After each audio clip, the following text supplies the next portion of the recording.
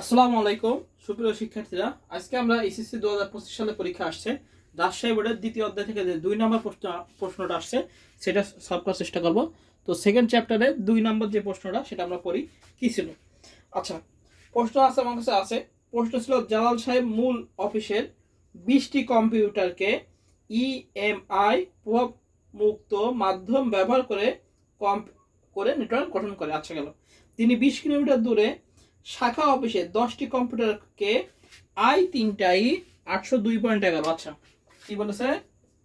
i3টাই 802.11, কার নাম আমরা জানি?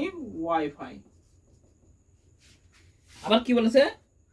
i3টাই 802.11 স্ট্যান্ডার্ডের প্রযুক্তির মাধ্যমে নেটওয়ার্ক ভুক্তি করে, মানে ওয়াইফাই এর মাধ্যমে নেটওয়ার্ক ভুক্ত করেছে। এবার স্ট্যান্ডার্ডের প্রযুক্তি। আচ্ছা, এবার আবার উভয় অফিসে নেটওয়ার্কে যুক্ত করতে তিনি i3টা, এখানে ডবল দিতেছে, প্রশ্ন ভুল করেছে। তো i3টাই হবে এখানে। হ্যাঁ, এখানে প্রশ্ন ভুল করেছে।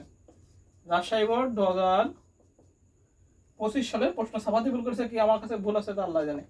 i3টাই 802 আছে হলো দুটোই। হ্যাঁ, এটা হবে ওয়াই ম্যাক্স, এটাই হবে। এখানে দুটোই দিয়ে আছে আমার কাছে কোশ্চেন। এখন মূল বোর্ডে কি কোশ্চেন ছিল সেটা আমার জানা নেই, তবে এখানে হবে i3টাই 802.16 ওয়াই ম্যাক্স। প্রথম প্রশ্ন কি রিপিটার। প্রথম প্রশ্ন কি আছে আমাদের? রিপিটার কি? আচ্ছা, রিপিটার হলো এমন একটা ডিভাইস যেটা সিগন্যালকে অ্যাম্পলিফাই বা মডিফাই করে দুর্বল সিগন্যালকে কি করে? সবল করে। আমরা লিখবো রিপিটার এক ধরনের সংযোগকারী ডিভাইস। আমরা লিখবো ক নাম্বার দিয়ে, এটা আমরা 2 করতেছি। ক,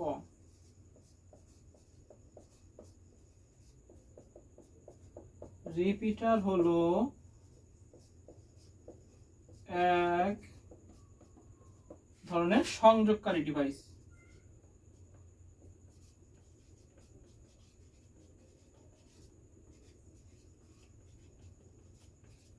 রিপিটার হলো এক ধরনের সংযোগকারী ডিভাইস যা দুর্বল সিগন্যালকে অ্যাম্পলিফাই করে শক্তিশালী করে গন্তব্যের দিকে প্রেরণ করে থাকে। যা দুর্বল সিগন্যালকে শক্তিশালী করে।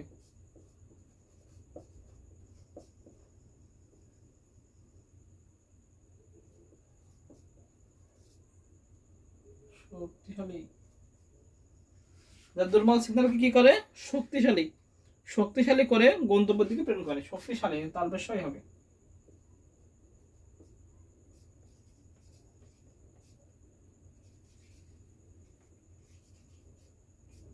তবে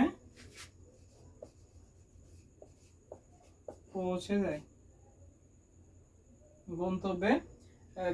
রিপিটার হলো এমন এক ধরনের সংযোগকারী ডিভাইস যা দুর্বল সিগন্যালকে শক্তিশালী করে গন্তব্যে পৌঁছে দেয়। এটা হলো আমাদের রিপিটার। তাই আমরা দেখবো কি রিপিটার কি? রিপিটার হলো এক ধরনের সংযোগকারী ডিভাইস যা দুর্বল সিগন্যালকে শক্তিশালী করে কি করে, বা শক্তিশালী, বা আমরা লিখতে পারি অ্যাম্পলিফাই, দুর্বল সিগন্যালকে অ্যাম্পলিফাই করে বা শক্তিশালী করে গন্তব্যে পৌঁছে দেয়। আচ্ছা, খ নম্বর বলছে প্রেরক ও প্রাপক হিসাবে একই ডিভাইস ব্যবহৃত হয়, ব্যাখ্যা করে। এটা হলো মডেম। কি আমাদের লিখতে হবে? কি প্রেরক ও প্রাপক হিসাবে যে ডিভাইসটি কাজ করে সেটি কি আমাদের মডেম। খ নাম্বার আমরা লিখব প্রেরক ও প্রাপক।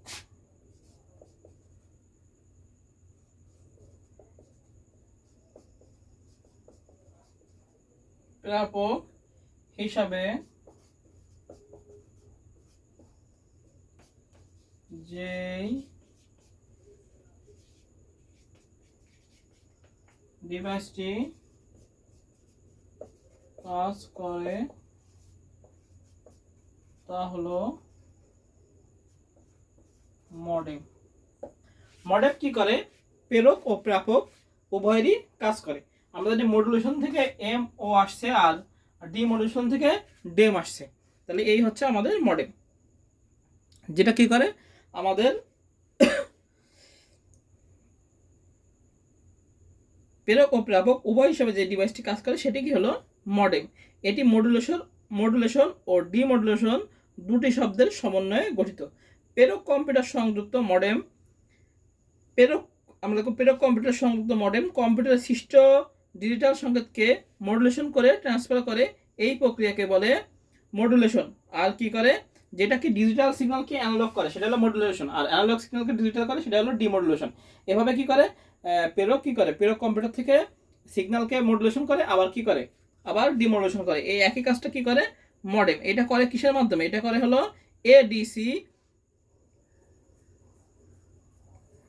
এর মাধ্যমে। যেমন ধরে আমরা বলি এই প্রক্রিয়াকে মডুলেশন প্রক্রিয়াকে বলা হয় DAC, digital to analogue converter.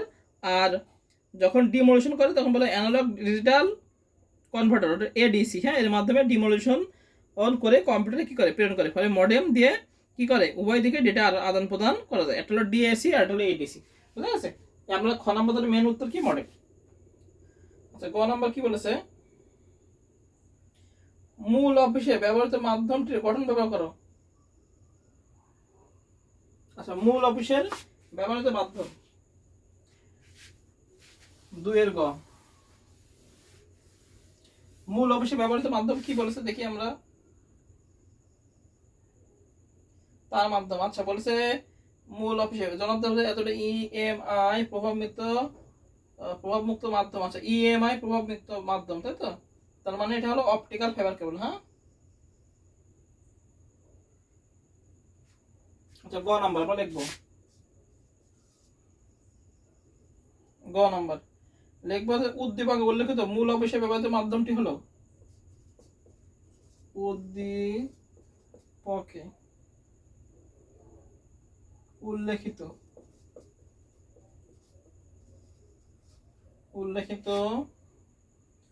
মূল অফিসে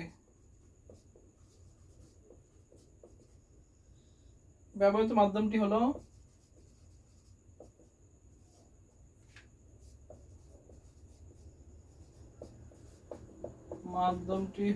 কি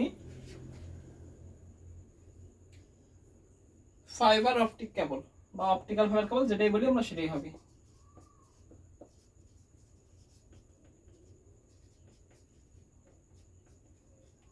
ফাইবার অপটিক কেবল।